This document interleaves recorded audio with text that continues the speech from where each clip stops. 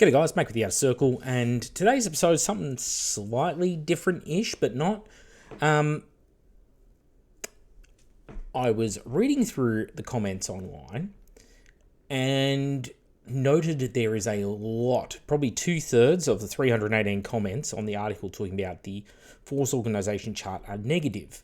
Most of the ones that are positive or critical of the people who are negative are saying how it's fundamentally the same thing. There's not wholesale changes. To me, it's a bit of copium, but benefit of the doubt here. A lot of people who are seeing the best and most positive side of the edition. I don't really want to talk about whether it's good or bad necessarily in this episode. I definitely don't intend to convince you of anything. I'm just very interested in the way that the conversation is played out. So feel free to go and have a look at all of this. Obviously, don't go picking on people or anything like that. It achieves nothing, There's no point to making people feel bad or telling them that they can't have their opinions. What I find very rich, though, is when I have an opinion that's negative, I get people coming in and saying how I'm only ever negative and how negative is done to get clicks and all this sort of stuff. And yet, when they are only ever positive and say, oh my God, I'm going to buy this thing, no matter what, I don't care, I'm buying it, I have to support that decision. They're allowed to have their opinion. Me, I'm not allowed to have mine. I think it's very hypocritical, and I get very tired of seeing that. So I'm going to be very, very blunt with you. I have people talk to me quite a bit saying how it's all done. Negativity gets clicks and blah, blah, blah, blah, blah on YouTube, okay? You can see here the views on videos. Let's go Heresy 3.0, right? It's a day-old video. 6,700 views, roughly, okay? With 312 comments, 97% positive engagement. So again, it's resonating with 97% of people who decided to click something. So 422 people thought they would leave something positive. And this is the analytics. That's how much the video made, okay? So there you go. And that includes, by the way, a $20-something in super chats in addition to the video. So realistically, the video is sitting on about $39 made for 6,700 views. Okay. Heresy Community Divided, again, a video which got a bunch of super chats. I will show you the analytics. There you go, $86. So between the three videos that I've done in the last pay period, I'll have made probably $200 Australian. So let's say about 120 US, roughly. I don't do it for the clicks, don't do it for the money, I don't do it for the engagement. I do it because I'm expressing just my opinion, because when I go and try and express that opinion on some other website, if I go and express an opinion on social media, it often gets knocked down by moderators. So it doesn't matter whether your opinion is using foul language or anything like that. That's not why it gets knocked down. It gets knocked down because they're happy with the state of affairs. You're disagreeing, therefore you're ruining their game for them and you're not following the rules of their groups. They knock it down. The whole reason I created the Outer Circle is so I could just spread my opinion. That's it. There you go. I've shown you literally shown you the financials straight on YouTube. Okay, you can see what I can see in the community. I can go in here. By the way, viewer posts are back. I've turned that on. YouTube said, oh, you can actually turn this back on yet. So I've started that if people want to post stuff. That's neat. But this is actually what I see when it comes to the comments and stuff in the background. Okay. And I have to go through, by the way, and I have to click on whether I've responded or not and get rid of that content. I need to get rid of some of the other stuff. I need to come into published. I then need to go into held. I need to then apply that. I then need to go and show hidden comments to see if people have said nasty things. And this is the sort of stuff that gets flagged by YouTube, okay? If you post a link to like a website, it will get flagged as well. And I have to go through and manually allow all of these through. I don't ever hide your comments because I believe in having the free speech of a forum. I'm not here shutting down your speech and saying, no, you can't think that. No, you can't do this. No, you can't do that. Never been my way, okay? And I'm fine with that. I say worse things in my show. So I'm just being as honest as I can with you. I think transparency is a good thing. And there are plenty of people out there who don't have it, plenty of companies that don't do it. So I'm telling you why I do YouTube. I'm telling you what point of view I'm doing it from, and I do not do it because Rage gets the clicks. I can tell you it doesn't. The videos which have been the most profitable have been positive feedback about the company. Straight out, I'll tell you. I think the most I've earned off a video was 700 Australian dollars, and that's because it was blowing sunshine up Games Workshop's ass. So, yay. Now, speaking of comments and things like that, I had a friend last night. We were chatting about these rules leaks, and I said how disappointed I was in them. And I don't think people understand quite exactly why I'm disappointed, because I think I do a very poor job of characterizing it. Like, I pick on the rules and the wording and about how convoluted and long some of it is, and there's always some positives to be pulled out of these different things. Sure, I get it. The reason I am negative about the rules is I feel that if I'm just getting another side grade every edition, which is what I said about 2.0, I said I don't think this is a better edition of Horus Heresy, I just think it's another edition of Horus Heresy.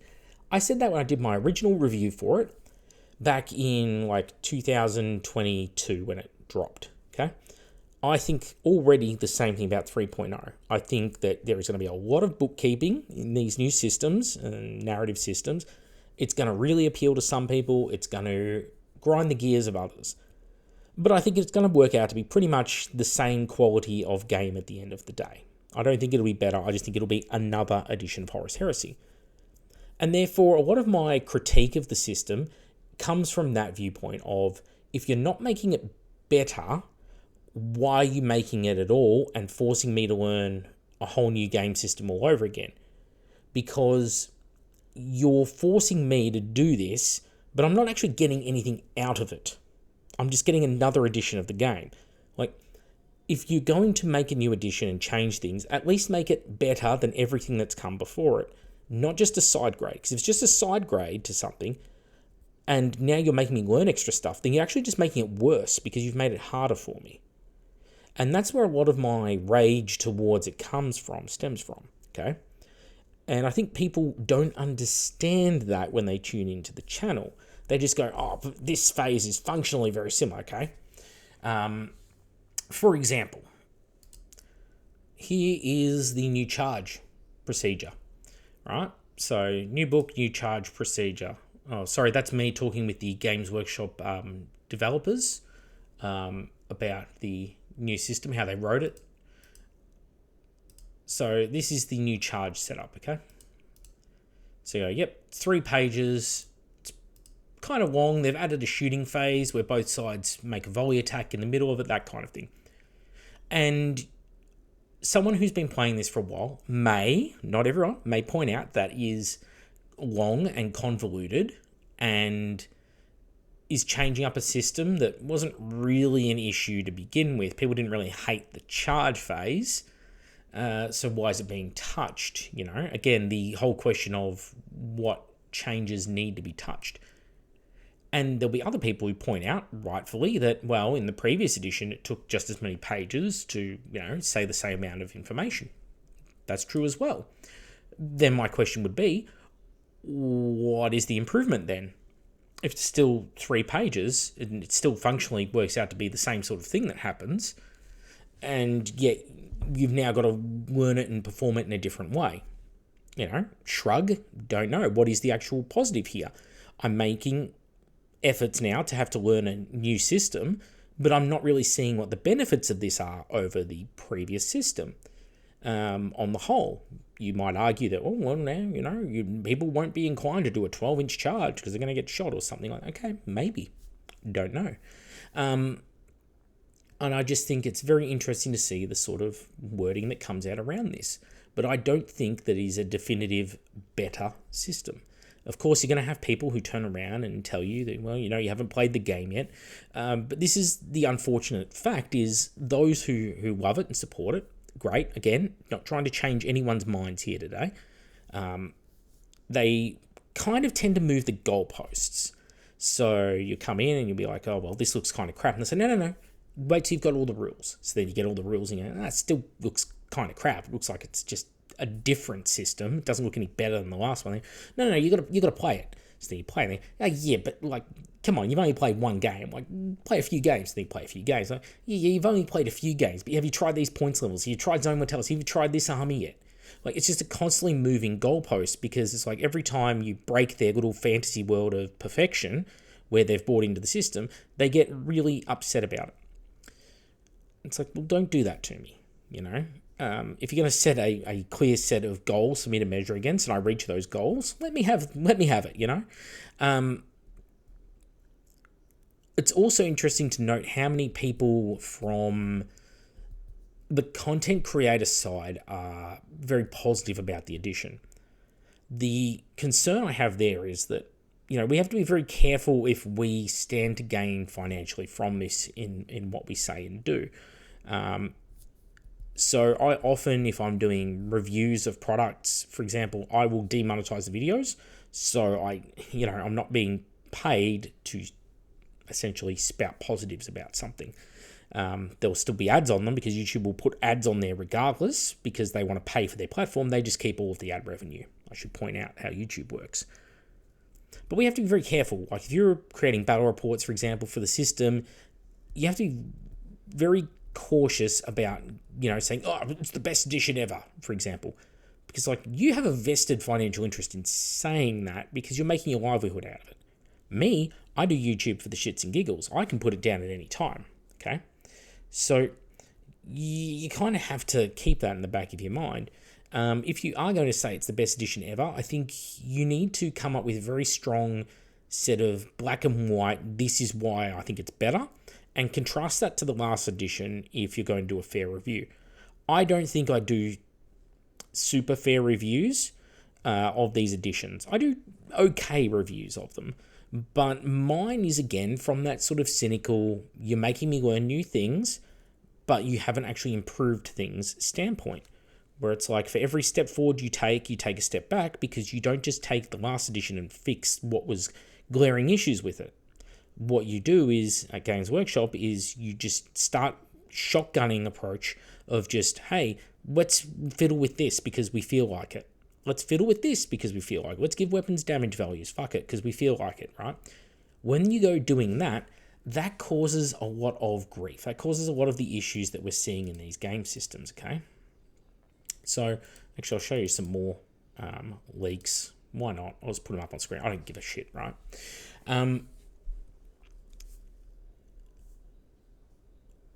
So when I do my reviews, it comes from that standpoint of, if you're not improving things, then it's almost a strict downgrade for me, because you've added complexity, you've added more stuff I've got to memorize, but there's no actual gain to doing so, okay? I think that's a pretty fair set of criteria I hold, right? It's a personal set of criteria, though, and I'll make no qualms about it. I think when it comes to rules writing, though, and you can see just how wordy a lot of these rules are, again, to some people, that's really going to appeal. They'll say, this is super clear, I understand exactly what's going on. To people like myself, I consider it to be a bit of a word salad. There are many ways of rewriting these rules which are a lot shorter and simpler than what is written. It reads like it was fed through an AI, right? That's the joke. That's why I said, like, you know, we've got the Hell 9000 when I'm chatting with the writers earlier, the picture. It's that sort of thing. The thing with good rules writing that I've learned, I've play tested on quite a few games now under NDAs typically, so I don't discuss the play testing. That's how NDAs work. And I consider myself to be someone of high integrity, so I stick to those NDAs. I will also add, actually, before I go further, I had Heresy 2.0's books during the playtest phase, before they were leaked. I had them. I was sitting on them. I then shared some of those books with trusted friends in Discord, and we spoke about them, discussed what was happening with them, doing little playtests with them, that kind of thing. And then they obviously, around that time, had leaked out to the world. It was not me, for the record. They were leaked to me. Again, I kept it under wraps pretty well. You know, again, I consider myself a person of high integrity. I did not leak the whole game system because, even though I was under no non-disclosure agreement, one, I said to the person who shared them with me that I wouldn't, and two, I felt that it would be wrong to share them at a time where Games Workshop still had time to go and fix their mistakes. Because they weren't the final rules technically, they were playtest rules. Unfortunately, Games Workshop did not fix the mistakes, and then over the course of the edition did not give it the support it needed to be fixed. My fear going into the next edition is that they will repeat that same error. They'll have an awesome launch, people will be really into it, and then we'll get our last FAQ for the mainline system in a year's time, and they'll wipe their hands of it until it's time to spit out another rulebook in 3 years. And I think that's a well-founded fear because they've proven that that's the way they've treated Horus Heresy, because that's the way they've treated it the entire time that it's been in their hands. Now, when it comes to step back a step now to game design and writing rules, brevity is the soul of wit. And really, really well-written rules, they're well-written because they tell you everything you need to know in simple language and in a very short span of time. If you're needing paragraphs to explain your rule, it is not a good thing. It is not a well-written rule. It may be relatively clear once you get through all the lawyer jargon, but a really well-written rule should be a sentence long. You see, all the complexity should be in the writer working out how to say what they need to say in simple language. The complexity shouldn't be in trying to use lawyer talk to cover every single, once a target model has been selected, the controlling player controlling the acting model must make an intelligence check for the acting model, but it's too long, okay? So really well-written rules are short, sharp, and sweet. And you see this in a lot of game systems that have really, really tight rule sets. So A Song of Ice and Fire is a great example of a game that does not have very, very long special rules, and yet the game functions quite well in spite of that. It's also worth noting that a game like A Song of Ice and Fire manages to put all of the information relative to a unit onto a single card the size of a playing card. Okay, the size of an Uno card. Has all of the information relative to that unit. You don't have to go off running into different rule books and codexes and army books and things like that to work. It's all right there. It's a wonderful system. I see that here. I also see the same thing when I look at the force organization chart. Yes, you can make that force org chart work. I understand how it works already. Take a HQ, take this certain detachment. You've now unlocked these as optional detachments. Okay, take certain HQs in addition to that one you already had, and now you unlock these detachments. Cool, I get it. Understand it. But when you do that, you're now forcing your players to create flowcharts of, okay, I want to take this, this, and this. Okay, what detachments does that fit into? Yes, well, to make that detachment, I now have to take this. There's a reason they've released 20 different consoles in the last 2 years for Horus Heresy, and now, strangely, they've now got you needing to use 20 different consoles in your army. There's a joke in there about, creating the problem and selling you the solution, but we're above that, right? So these are the concerns that I have when I look at the edition. I don't hate people for liking it. I don't give a shit if you like it. But I do think it's very disingenuous to turn around and say, this is a really, really good edition to people. And then when people say, I think it's a really bad edition, to say to them, no, it's good. You need to give it a chance first, especially when you haven't played it yet. Because I think the only metric to really measure on is, okay, none of us have played it yet, but we all know Games Workshop's track record of writing, and to say it's less than stellar would be an understatement. They are bad at writing rules for their game systems. It's just they're such a juggernaut, such a behemoth of a company, and we're also invested in the universe that they've created. Well, I say that they've created, but it's really the people who worked for them 20 years ago created, that the people running it now have inherited. That itself is such a catchy system. That's why we've stuck around in that ecosystem to some extent, right? And because we've stuck around in that ecosystem to some extent, that's why we hang around and we play these things. It's not because they're the best rules ever. There are far better game systems out there. You'll probably have more fun playing bolt action than 40k if you gave it a decent chance. If you want complexity in your game systems, Battletech's got you covered. There's some fantastic rules for Battletech that have come out over the years. If you like sword and board, rank and file, hey, I love A Song of Ice and Fire. I think that's a fantastic game. Skirmish games that can go up to small army size, Star Wars Legion's pretty good. best written rules that Games Workshop ever came up with, they were for Lord of the Rings. So it's not for 40k, and now they're bringing over some of their 40k rules in Horus Heresy, and I think that's also a talking point. This is not 8th edition, 9th edition, or 10th edition 40k. It's not even 7th edition 40k, even though they talk about formations and detachments and things like that in the Force Org chart. So the world is not exactly crumbling beneath our feet here. But by the same token, people who play Horus Heresy, well, let's look at it fairly. Why do people get into it? 1, they like the universe. 2, they like the stability of a game system that goes a really long time without being meddled with too much. And if it's in a good place of balance, at the time when it's not meddled with, you get a good game. 2.0's problem was it was not in a place of good balance and wasn't meddled with. 1.0 was in a place of reasonably good balance. Again, I'd say everything up to book 6 was very tight. And it was only with the illness of Alan Bligh, followed by his passing, and then going into COVID, it passed into lesser hands, and, it was just mistreated as a game system. But it was relatively well balanced, and we had fun with it, and there were still massive events right up until the very end of that edition. 2.0, not so much. The massive events definitely dried up. There were still events, but massive ones? No. Not out where I am anyway. I saw one tournament, got like 3 people sign up to play Heresy at the end of last year. Like, just wasn't a thing. So that's a reason. People come in, they go, yep, we love the universe. Yep, we love that the rule set, when they get it right, hangs around. So I'm not having to learn a new rule set every 3 years. And I'd say the third factor is they liked a lot of the core mechanics that come across from 3rd edition 40k and evolved through 4th, 5th, 6th, and of course 7th edition 40k, which is what the main basis was of the game system. It was written in 6th and was modified to suit 7th. And when it got its 2017 Red Army book, that's what it was. It was a 7th edition based army book, or rule book, I should say, that the system was constructed around. And so people like those game mechanics. The further you move away from those game mechanics, yeah, it might be a better game. I don't think it is. I think, again, it's a side grade. I'm not telling you the world is falling. I don't think it is a worse game. I'll tell you that right now.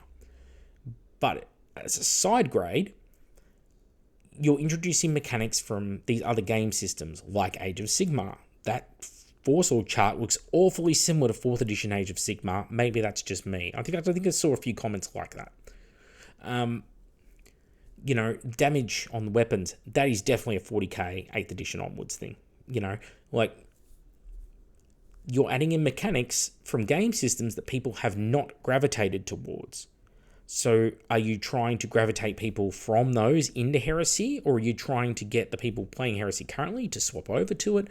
I don't know, but I think it's a misread of the audience. And again, if you go to things like these articles on Warhammer Community and you read through it, read the comments. Like I said, out of 318 comments, about 200 of them are negative. So it's telling you that a lot of people are sitting there going, I don't really like this. And I mean, Force Org charts. People are here giving you paragraphs to summarize these Force Org charts. That's not the win they think. It's really simple, guys.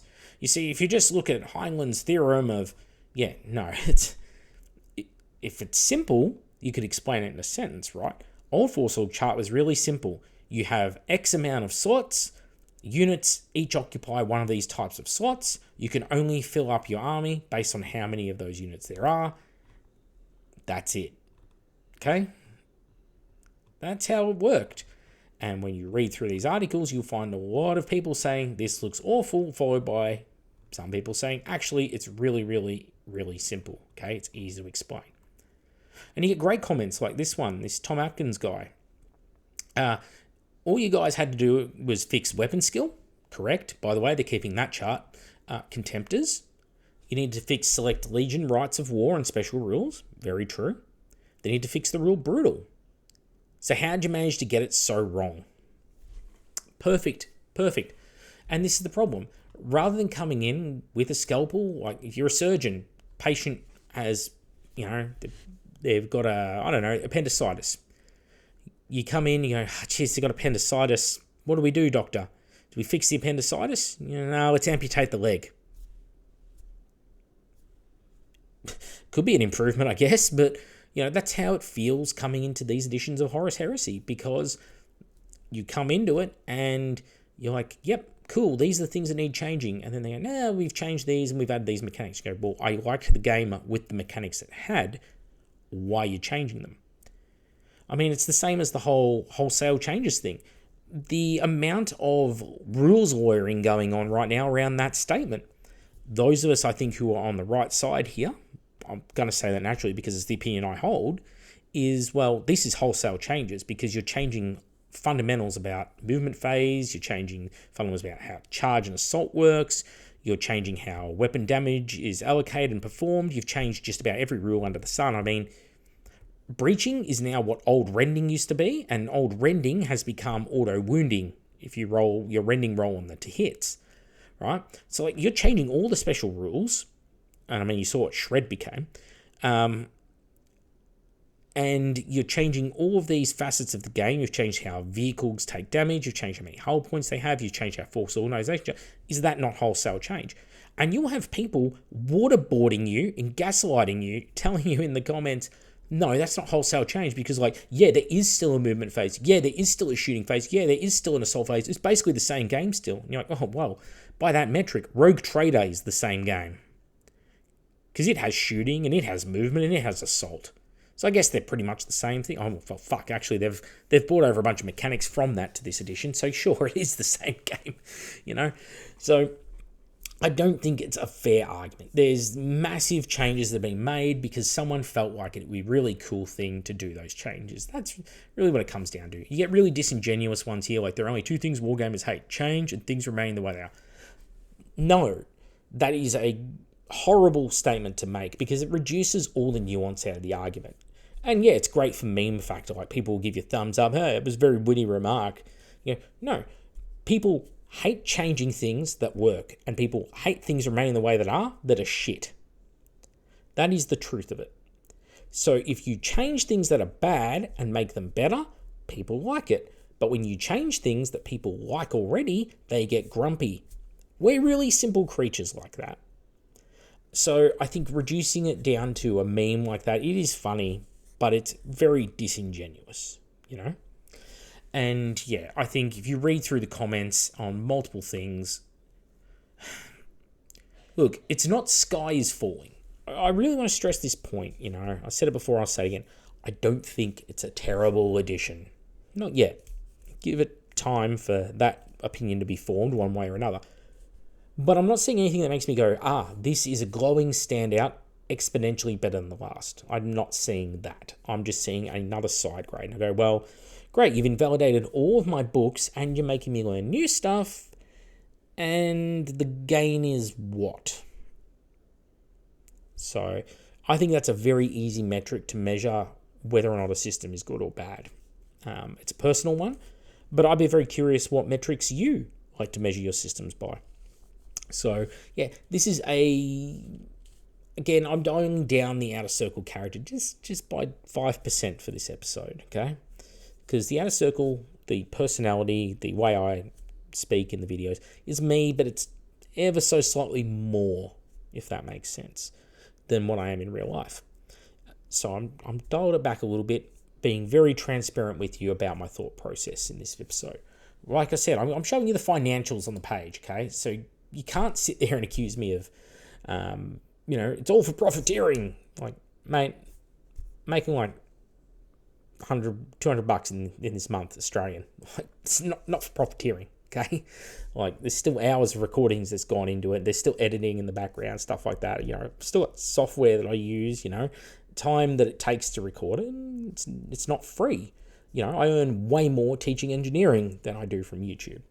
And there's also one other comment that I got on the last video that I just remembered then. And it was that Macca hates people getting the hobby and hates 40k players, and he hates people getting the Horus Heresy. That, it didn't upset me, but I thought, again, a very disingenuous comment, because the whole reason the Getting Started series exists is to guide people into getting into the game system. How it works, what each legion specializes in, what to be looking for. People who already know how to play a system, they don't need me to create those videos. They might like it that I do because it helps them out, perhaps. Cool, if that's the case. But it's for people who haven't touched Horus Heresy before.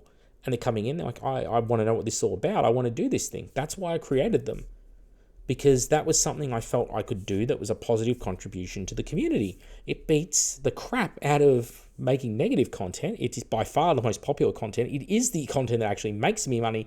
So I have a vested interest actually in creating that sort of stuff. And, you know, those are the videos I do enjoy making a lot, you know, and I get great comments. I get so much positive feedback on them. People love those videos. That is the polar opposite of someone who does not want people to get into the hobby.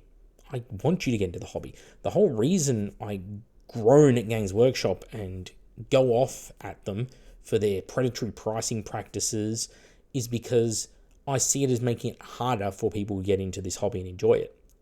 What, do you think I care about their prices? I can afford it. I fucking own 1.2 acres of land in Australia. I'm a multi-millionaire as far as the world is concerned. Australian real estate is really expensive. Jokes aside, though, like, no, I talk about this stuff because I want you, the audience, to have the best and easiest path into this so you can enjoy the years of great gaming that I had. I had 20 years plus, 25 years of really, really good games at Games Workshop. It only started to sour towards the later years of the Horus Heresy and when they created 8th edition 40k and just nuked the way that game system played for me. Because like, well, I have no interest in 40k now because I don't like these mechanics. And you know what? I don't go after it since then. I might talk about the sculpts of 40k, but I don't go in there talking about how crap 40k is and how much the rules suck. If you look at my critiques of that system, I've made my peace with it. Okay, I don't shit on people for liking it. I'm only as critical as I am because I think it's doing the right thing. Not because it's making me money, not because I get anything out of it. And again, I don't know how much more transparent I can be than showing you the actual financials. So, yeah, take that how you will. So, that entire month there would buy me, by the time I've paid for my software and things like that I'm using, I'd probably be able to buy a kit with that, a kit that I can then, do a review on, or I can buy a book that will be invalidated by a rules change. It is what it is. Oh, and I pay tax on it as well, and I also do donations to charity, and I volunteer with Scouts, and I'm a vice president in RSL, and I give money to veterans, and yeah, I guess I'm a shit human who monetizes through rage clicks. I am Macca the shit human. See you on the next episode.